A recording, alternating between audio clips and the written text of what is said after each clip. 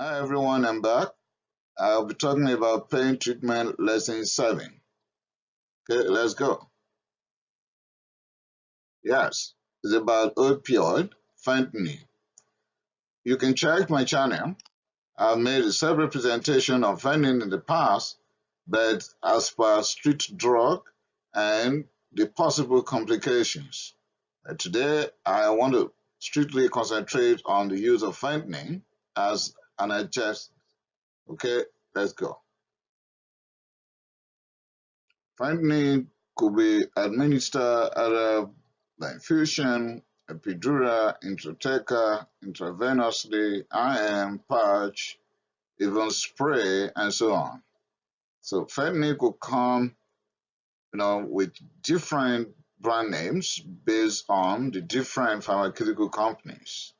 So we have some here like Abstral, Duragesic, Fentora, Sublimaze, Lazanda, Actiq, and so on. It could be given, like I've said, intravenously or IM by patch, epidural, intrathecal, spray, and so on.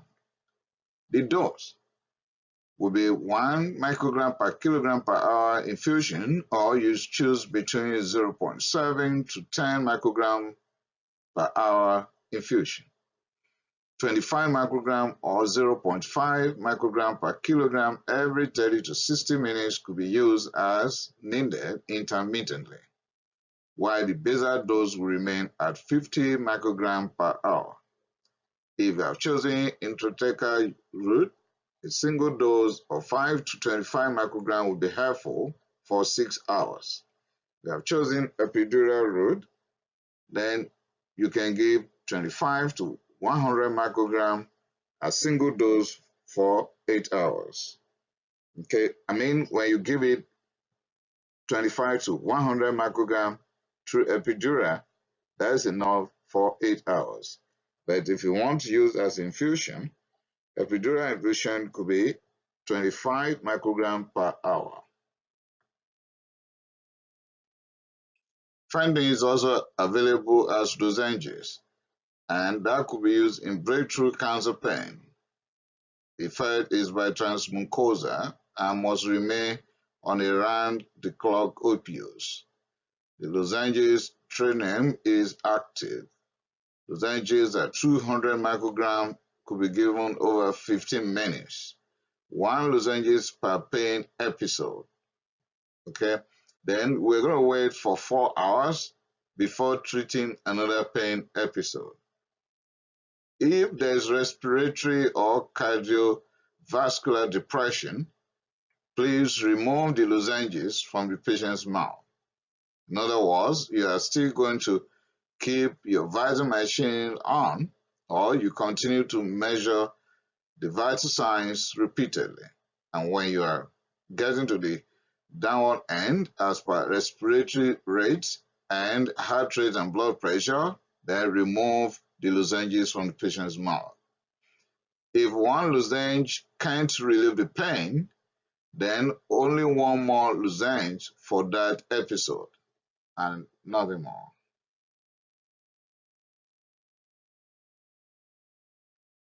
Fentanyl could also come in form of Boogerfilm or Buccal tabs. You can use Boogerfilm, that is Onsolis, at 200 microgram for 30 minutes. You wait for 2 hours before treating another episode with Boogerfilm. You can give up to 800 microgram per this route. The range is between 200 and 1,200 microgram. You are only permitted to use 4 applications per day. That is the maximum. If you have chosen to use Buccal tablets, that is Fentora, you can use 100 microgram for 30 minutes. You wait 4 hours before another dose. Maximum of 4 tabs a day is the peak. Fentanyl could also come in form of intranasal spray, sublingual spray, and sublingual tablets. If you have chosen the intranasal root, that is Lazanda, you can give 100 microgram per nostril.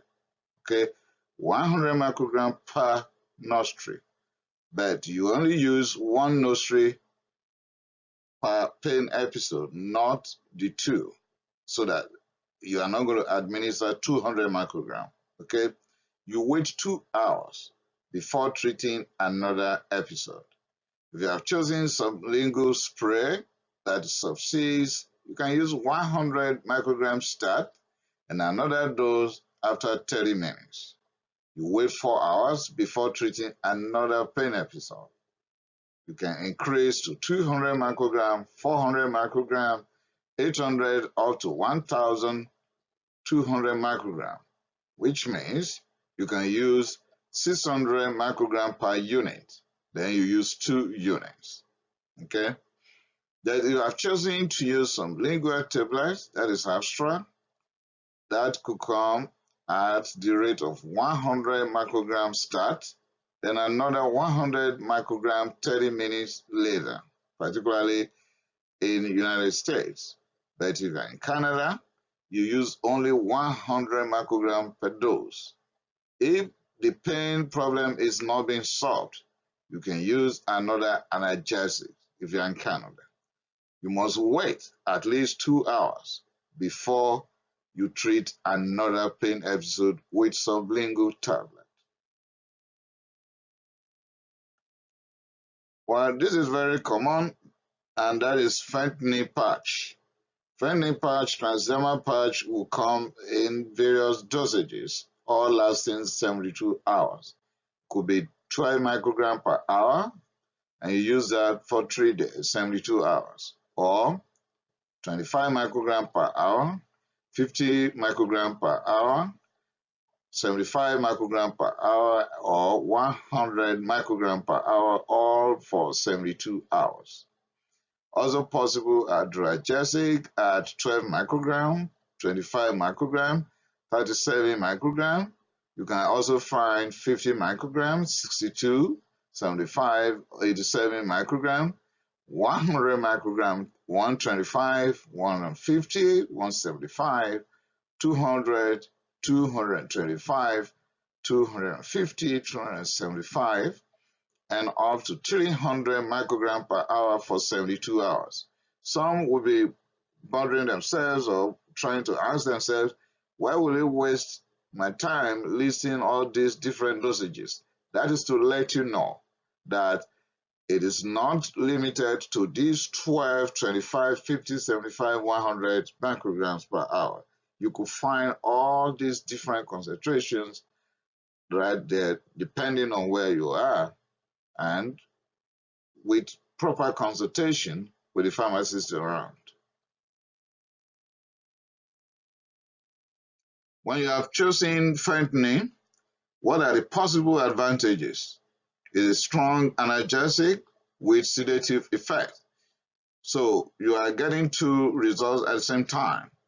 You are getting the patient out of the pain, and at the same time, he or she could rest by being sedated. If you choose intravenous route, you are going to get immediate result, immediate onset. And the potency is very, very high when you choose intravenous route. That is why we use very low dose for that route. The hypotensive effect is less compared to morphine, and you are not going to see increased histamine release. Hepatic cytochrome P450 is the part of metabolism. What are the possible disadvantages with the use of fentanyl? It could bind to tissue. Why? It's because it is highly lipophilic. That is why I, for one, will not use intramuscular routes. There will be chest wall rigidity without dosing, but let's think about that. Is that not an advantage? When the patient is actually complaining that there's rigidity or you feel rigidity at the chest wall, that is a sign that the dose is high. Then what do? You don't give another dose for a while, right?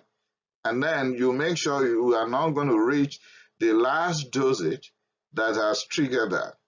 Isn't that a warning sign? I count that to be an advantage, not disadvantage, because it's going to warn that you are giving too much.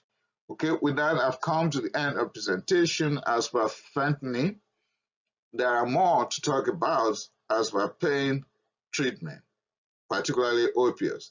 Kindly subscribe to my channel so that you can get these presentations immediately they are published. Thank you.